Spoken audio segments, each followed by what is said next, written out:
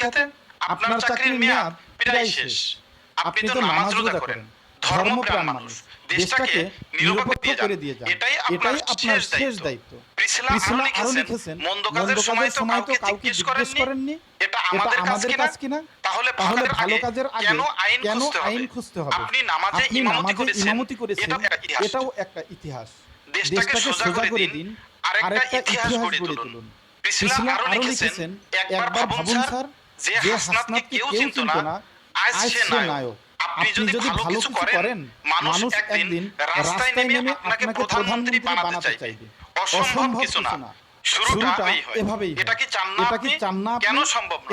আল্লাহ চাইলে ভালো উদ্দেশ্য নিয়ে এগোলে কোনো কিছুই অসম্ভব নয় স্যার। প্রত্যেক মানুষের জীবনে ভুল থাকে।